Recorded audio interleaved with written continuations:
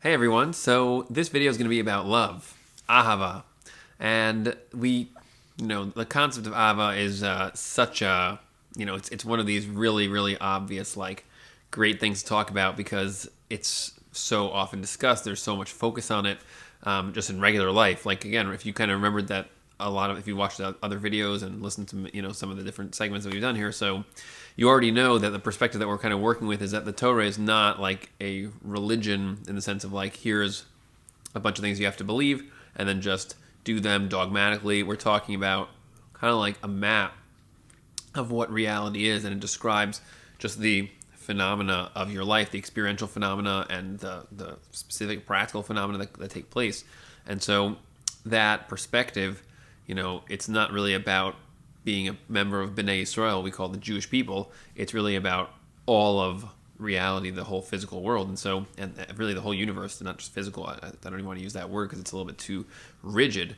So if we're going to work with that as our foundational concept, which that's what we pretty much do in all these videos, and we also have a segment about that exact point, that the Torah itself is not even a religion.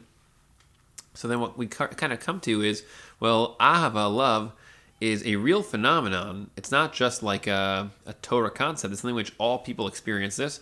And if the Torah can map out for us what exactly ahava is and how it works, then that's a seriously important way of thinking, construct, perspective that you can use, that really anyone can use in the world, whether you're a part of the family of Bnei Israel or you're just, or not part of that family. But it's a super important perspective, a super important concept to think about seriously. And that's really what what we're pushing for. Like that's what I'm looking to do with all of these segments and these ideas and these videos, which is to sort of push for more serious thought and dialogue in all of these concepts in the Torah map of them. So when we talk about ahava, so let's just start with the problem. The problem is that it's kind of defined in a lot of different ways, or maybe not, I shouldn't say a lot, but like a few ways in which ahava can be defined as just the word love. And then we have to start asking what the word love means. And then some people will tell you that love is an emotion and it's something which you just feel when you see somebody else. So if you could have love at first sight, where you could just see someone and be in love with them. You could have an accumulative love, which is where you kind of over time sort of start to develop feelings of love for somebody else. And that's one approach people tend to use to describe or talk about. There's poems and songs and movies that sort of perpetuate that perspective. Then you have the idea maybe that love is kind of like an intellectual construct. It's like it's a perspective of some kind. You have to have an intellectual love for somebody. And then there are people who say, well, really both of those are true. Like there's intellectual love, there is feelings, emotional love, and there's obviously acts of love you could do. So it's kind of like love is a roller coaster. It's passion, it's excitement, it's struggle, it's pain in a relationship of love.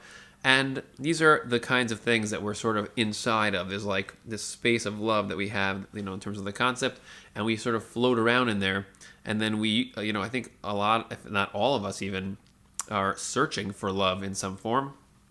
And we have a few different kinds of love between us and other people. And so you have your love between a man and a woman, spousal love. Then you have love between people who are not different genders. Like you can have love of a friend, love of a family member who you're not married to, where there's no included sexual component. And in the spousal arena, so there's like this assumption that love and sexual interaction are related to each other.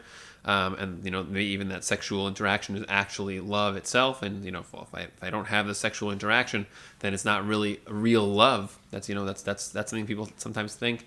And then we have love of children. If you have children, so then you have love for them, and that's different from the love of a friend or love of a spouse. And these are all different. Love of our parents. These are like different kinds of love. And then so now you have the situation where there's really a lot of different things that are being said and thought and discussed in regular culture and regular conversation between you and other people that you love. Sometimes you're talking about, oh, you love me, you don't love me enough, like kinds of arguments that can come from this, the pain that can derive from relationships like that.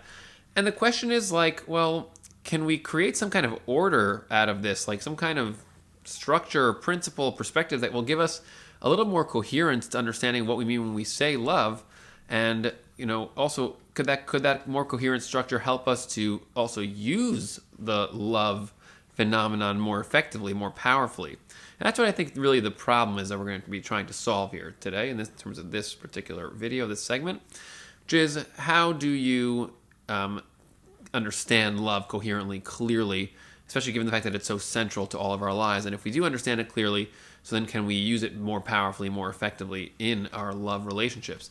And we're going to be using the Torah to try to dissect that and unpack that and see what we can figure out about that. So the last piece of that also is significant, specifically because the Torah also says that our relationship or our interaction or our connection with Hashem, the source of all reality, what some people will call God in English, but what we would describe as the ultimate endless self that is manifest as all being, that you essentially are almost like living within or connected to. So the Torah says we're supposed to have a love relationship with Hashem, and then there's a serious problem there too, which is like, how do you have a love relationship with someone who you really have a hard time seeing? And there's certain people in the world, there's certain approaches and cultures and perspectives that float around right now in the general context of cultural thought. Maybe people don't believe in God, that they don't think there is a guy in the sky who's watching them. And so then, well, you can't even, how are you supposed to love, something like that anyway, because you don't even think that it's real. Like, there's this whole concept of loving God. And then, like, how would you do that? Like, what's the way to even do that? Like, especially if you assume that love is a feeling, so then how do you even turn on feelings? If you have feelings of any kind, like, can you control those feelings? Can you determine what you're supposed to feel? Or are feelings just something which is just out of your control and you just can't just decide to feel something? So how do you deal with that problem? Which, of course, also has its own corollary as another problem that comes out of that, which is, well, what if you love a person, but then one day, you don't feel that love for them anymore, or just that day, and then does that mean that the relationship is now over? Like, well, I don't feel feelings of love, so like maybe that means that now we're not in love anymore, and like that's the end of the situation. So these are all kind of like, we can just kind of quantify all of that as trying to understand what love is clearly, and then once we understand that coherently and clearly, then we can understand how to use it more effectively. And that should have impact on the issue of, well, how do I, use love actively to create, a loving relationship between me and Hashem? And also, equally importantly, how do I deal with situations in which my love is now not operating the way that it did before, or, it's having some kind of fluctuation? How can I control that, or can I change that, or is it something which just happens and therefore love is just out of our hands? So let's start to unpack a little bit thoughtfully, carefully, what exactly we understand from the Torah about the concept that we call ahava. So first of all, I want to sort of just draw your attention to a couple of classic writings about this. One of them, we'll even just make this the main one. There's a long essay by a rabbi named Rav Dessler, who lived not too long ago, in the 1900s, and he wrote a long essay in a book called Michtav Me'Eliyahu. You could check it out in the first volume of that book. So there's a long essay called Kuntros HaChesed, and it's kind of like a long. It's a whole like an essay, like really like 30 pages long, and it describes how to think about ahava, and it contrasts it with one of the mainstream cultural approaches towards ahava. So that mainstream cultural approach that he brings there in that essay is the example that we already mentioned, which is that, generally speaking, we tend to think about love as a feeling that we have, and that certain things in our lives, certain people, certain situations, certain things, will make us feel love. So if you have a relationship with somebody, let's say you're dating someone, you're engaged to somebody, you're married to somebody, and they make you feel very good, and you like the way that you feel with them, so then you're going to love them because of the way that they treat you. That's how Rav Dessler describes the classic thought process culturally about love, which is that, well, I feel good about the way that you treat me. So he talks about that, and he contrasts it to an alternative. He basically says, and I'm kind of paraphrasing here, but I'll structure it in my own words. But what he basically says is, well, when you feel really good about somebody else in the relationship with you, and the way that they treat you makes you feel good, so then that's not really your love of them. That's actually your love of the way that they make you feel. In other words, what's happening there is generally speaking, when we are not in a relationship with somebody, so we feel like we're less whole in a certain way. When you don't have a primary relationship, a spousal relationship like that, so then you'll feel in a certain sense like you don't have a full-on constant reflector person in your life that you're always interacting with, that now they can kind of get most of what your situation is, most of your deal, most of your emotional state, most of your thoughts. Like basically a person who's kind of there by your side to act as a reflector towards you on a relatively consistent basis. And so you'll feel less whole in that kind of situation. And then when you suddenly find someone who you think will do that for you, and who you will then do that for them as well. So then, when that sudden change happens, so then it leads to this very intense, almost intoxicating, euphoric experience where now you actually have another person in your life who's going to be your main person. So now wherever you go, it's always like, I have a person to tell about what I'm going through. I have a person who's going to tell me about what she's going through. I have a person that now, whatever happens to me, someone's going to care constantly. And of course, even much more in a primary, again, not that other relationships people don't care, but it's kind of like, this is the first person that I call, this is the first person that she calls. Like, we're really always on the same, like, we're in sync in a much more intense way. And a lot of things about me she now knows that nobody else will know, and things about her that no one else knows I will know. And of course, there's also, and one of those things is the sexual component, which is also very personal. So it's something which you don't do with a lot of people. You do it only with a specific person. And so that whole transition into a relationship like that. So it creates a very intense euphoric experience where it's like suddenly you feel like your whole world is like almost like becomes much more intense. Because suddenly, instead of being alone and constantly struggling with a sense of maybe I'm not special, maybe I'm not valid, maybe I'm not worth being with, maybe I'm just supposed to be alone because I don't have actual real value.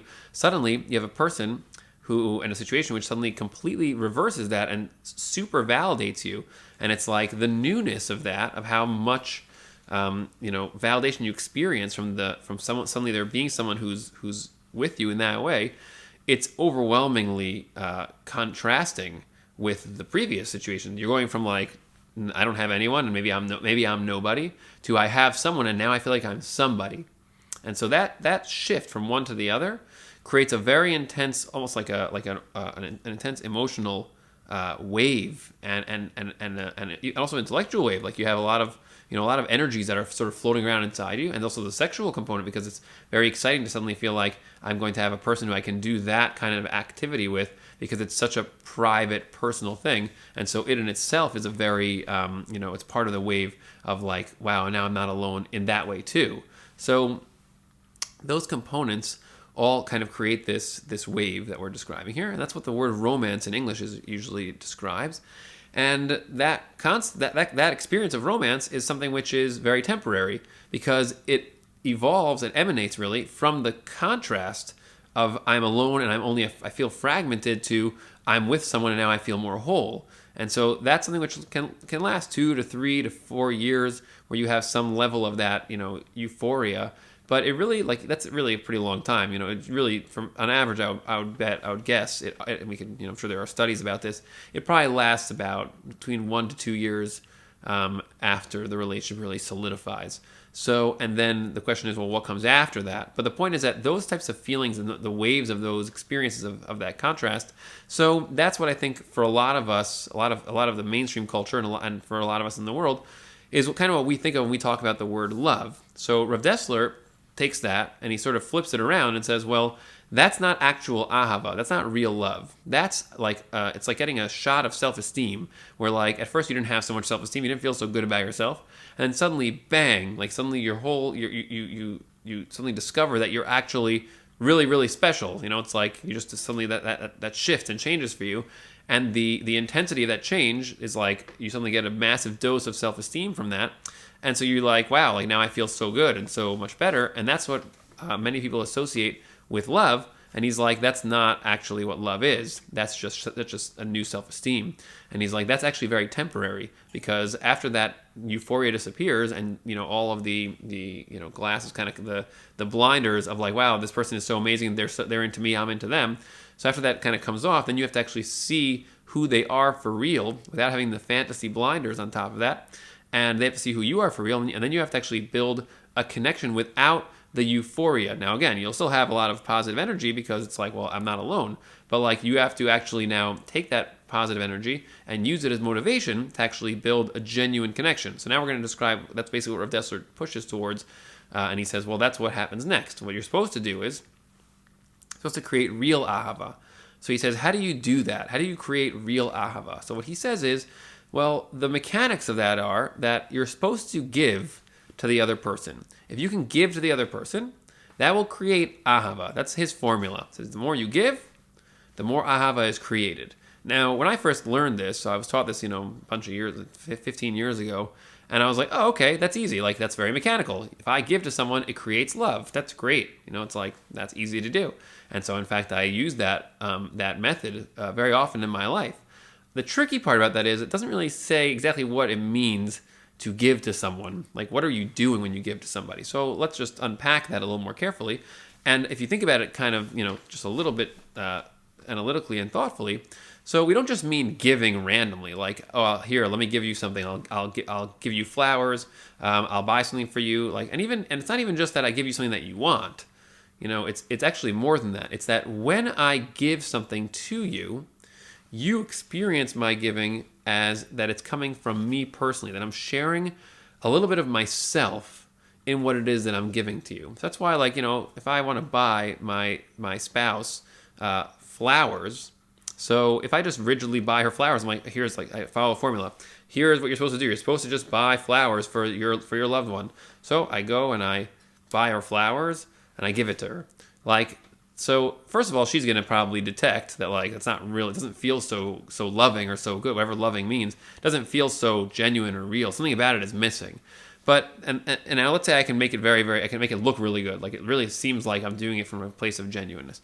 But for me, it's a failure. And that's what Dessler basically describes. Because if I'm not giving myself into the flowers, if there's no me being put into that and then transferred over to her, so then it's not going to create a connection between me and her, as far as I'm concerned. In other words, my perspective will not be one of oh, now you are and I are connected.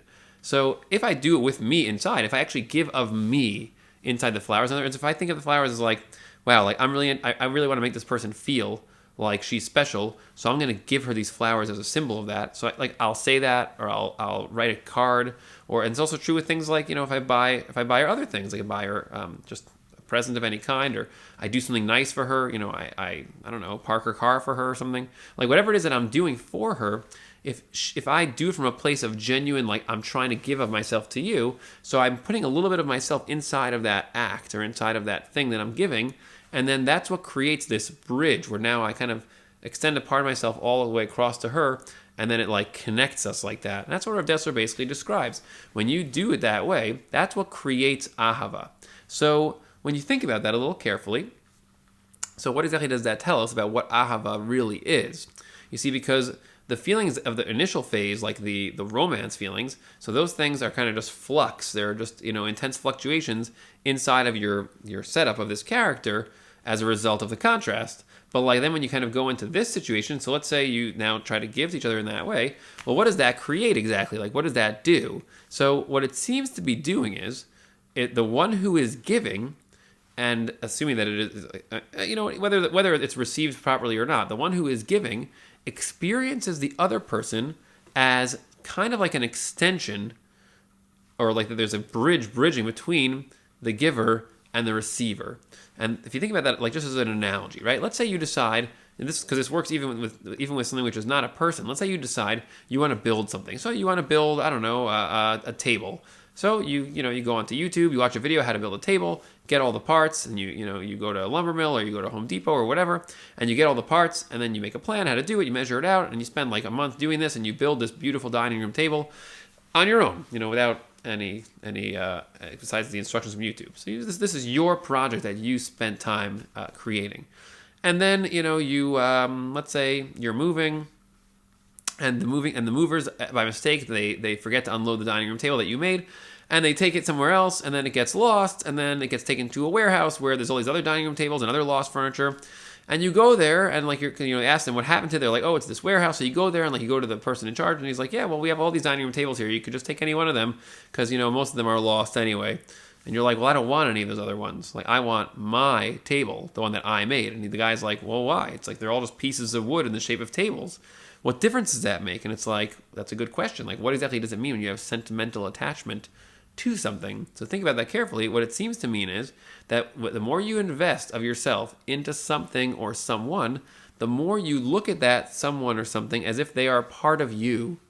So there's like, it's like if this is me, this thing, which, if you saw the Neshama video, you already know that this is kind of like the tools that I use.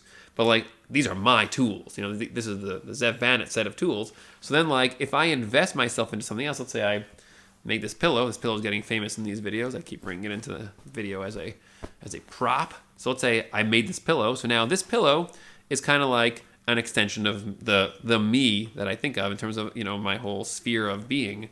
And it's like, if you buy a house, it's like, that's my house. If you buy a car, like, that's my car. You have this experience of things being kind of like a part of you, even if they're not actually part of the actual tools that you tend to use. So that's what happens when you invest yourself into things and also into people. The thing about doing that with people, though, is that the potential for that connection dynamic to happen and the intensity of that dynamic is very, very, very, it's magnified dramatically. And the reason is because it's two-way. In other words, if I share myself in that way and I invest in you in that way, so then that creates a situation where now I experience you as, kind of like more a part of me. And when you receive that from me, assuming you choose to receive it properly, assuming you develop an awareness that I am sharing that with you, then you do it back towards me. And it makes us we build this two-way dynamic energy of sharing with each other where we each are constantly trying to extend ourselves across the gap to create this kind of bridge and connection. And the more intensely you do that, the more over time you'll experience the other person more and more and more and more deeply as a part of yourself. And that's something which, you can really, really foster that over time. Now, when you think about that carefully, so what does that really tell you about the nature of Ahava?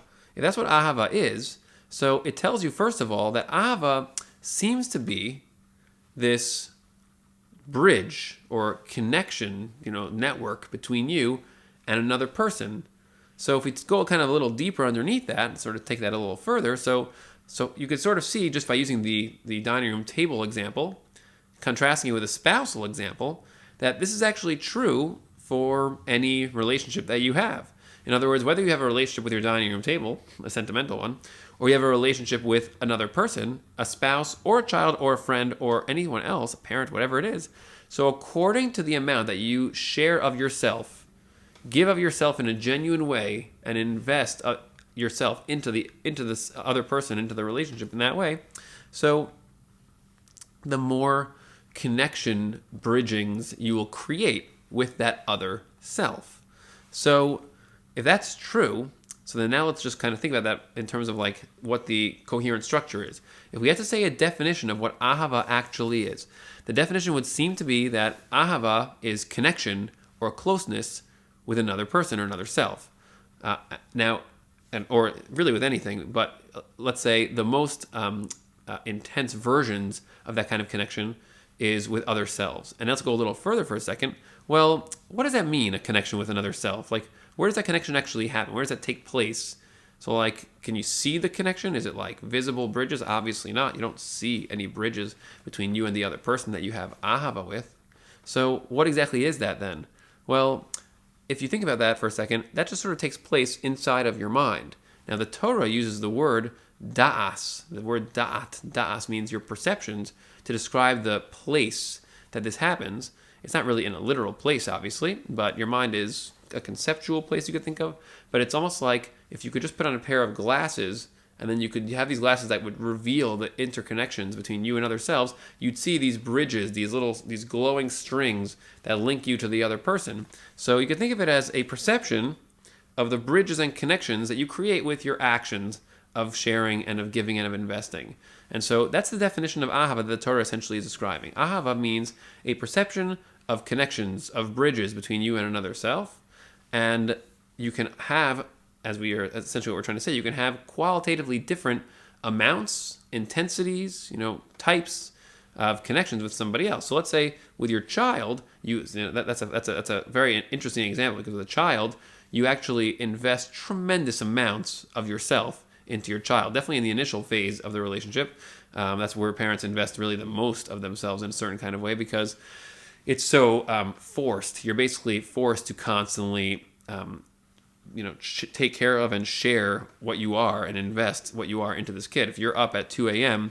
and like you are changing a kid's diaper because they are 1 year old or 6 months old, and you're not sleeping because of that, so you are now taking your own wants, the things you're interested in sleeping in that situation, and you're basically saying, well, even though this is what I want, I'm going to now invest myself into this person instead of investing myself into myself. I'm going to invest myself into this person. And so that creates a tremendous amount of perception of connection with the child. Ironically, with a child, the child doesn't have that same perception in reverse for a long time, because children generally have a hard time, especially in the early phases of their lives, actually sharing of themselves with you in response. So you actually have a lot of one-way bridges and connections being formed there, which causes a lot of interesting dynamics between parents and kids, which is why parents and kids sometimes have a lot of struggles in their relationships, which is its own discussion, just how to deal with parents and kids.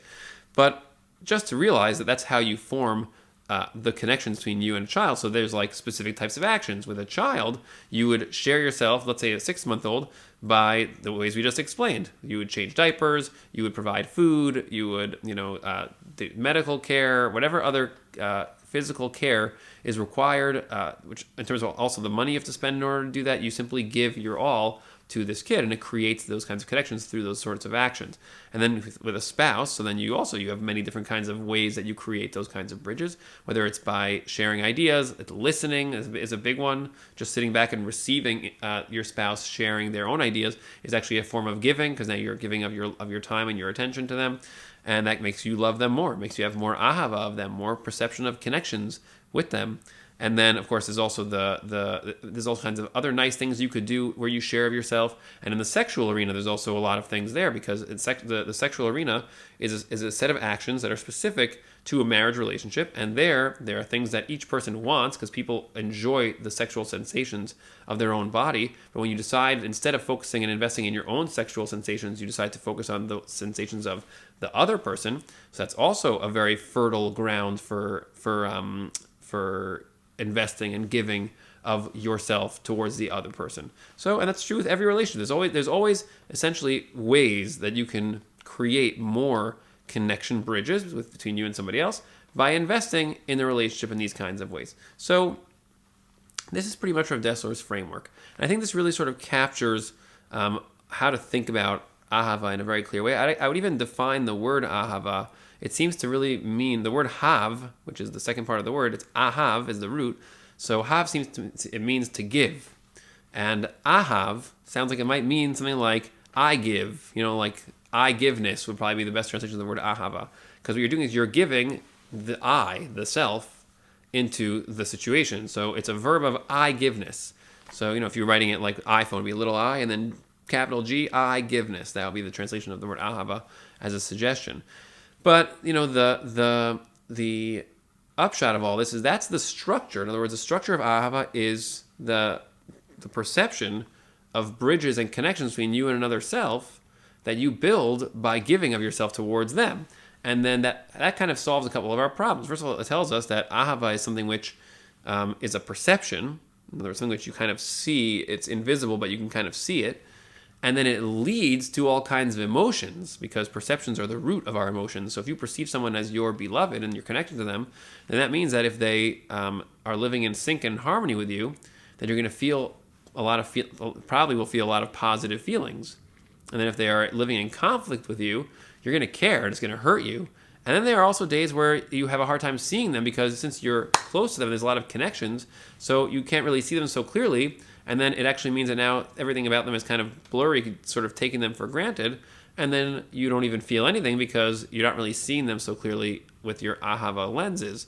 But that doesn't matter, because you still know that there's a perception of connection there. And all you have to do to kind of recreate it is sort of like try to step back a little bit and then invest in the relationship to sort of fix that. And that's really a longer discussion about ahava. Can there be too much ahava? Can you be too connected, too much into each other? That's a situation where it starts getting unhealthy, where you can get too dependent on each other. And that's also an issue, but that's kind of beyond the definitional stage of analyzing ahava. It's more the practical and sort of like the permutations of what can happen when you use ahava in your life. So that's how you would create it. And then you sort of take that to Hashem. Well, if Hashem is just kind of like another self that's behind all of reality, well, that seems that would imply that the way to create ahava with Hashem is to actually invest yourself in Hashem. So that means to think about, well, how do I do that? How do I invest myself in Hashem? So first of all, we now know that, when the Torah says you're supposed to love Hashem, it doesn't mean you should just have feelings. It means you should have ahava. So it means you should have I-giveness towards Hashem. And the question is, well, how do you do that? Well, if you want to give to another person, you have to learn about them. You have to understand, you have to listen, you have to try to hear what they're about, what their deal is, what their thoughts are, what kinds of things they like, and then accordingly invest yourself, instead of investing yourself in yourself, invest yourself in what they're into, at least some of the time, and that will create a bridge. That's also true with Hashem, because you can listen to Hashem, hear what Hashem wants, what is Hashem into, and then you can give of yourself to Hashem the things that Hashem wants. Now, I think people have a very hard time with this often because they think, well, does God really want anything? The answer is yes. Hashem wants certain things, and we can have a discussion. We will have a discussion in other videos about why and how is that possible for Hashem, who's the source of all being, to actually care about something that is in being. There are things that are important to Hashem. But the short answer is there are things that Hashem wants, and He's telling you about them. That's what the Torah actually is. It's Hashem telling you what it is that He wants. And when you learn Torah deeply, and you listen to what it is that Hashem's saying, not listen like do what He says because He's the boss. You listen to Him the way you listen to your spouse, and try to actually hear what Hashem wants, and then you try to give that to Hashem. That's how you create real ahava with Hashem. And in the beginning, you might feel a little bit like confused about that. Maybe like it's not as it seems a little bit not intuitive because with your spouse you can usually see her, or him, but with Hashem, like it seems like it's not exactly like that. But just like with your spouse, in the beginning it's a little awkward, like it takes a while to get into a good rhythm. With Hashem, it's exactly the same. The more you kind of do this properly and you listen to Hashem and try to take in and learn about what Hashem wants, which is all the Torah, all the Gemara, that's literally what it is that those books are about. And then you try to give that to Hashem, you will create ahava between you and Hashem. You will love Hashem, and Hashem is constantly loving you because Hashem is always sharing Himself with you and giving you what you care about. Everything in your life is Hashem doing that. And it's also a little bit of a longer discussion, but that is how you can create a reciprocal, where you can start to reciprocate back to Hashem the way that you would want your child to eventually reciprocate to you. You can reciprocate to Hashem and give Hashem the things that Hashem wants, just like you would give to somebody else that you love. And by doing that, you actually create more perceptions of closeness, of connection, of bridges between you and Hashem, just like you do with other people. Hope that was relatively clear, and we're going to have some more follow-ups on this just in other videos about how to see ahava in other ways in the world. But as a beginning and as a primer, as a core definition, hope this was helpful and clear. Looking forward to seeing you on the channel.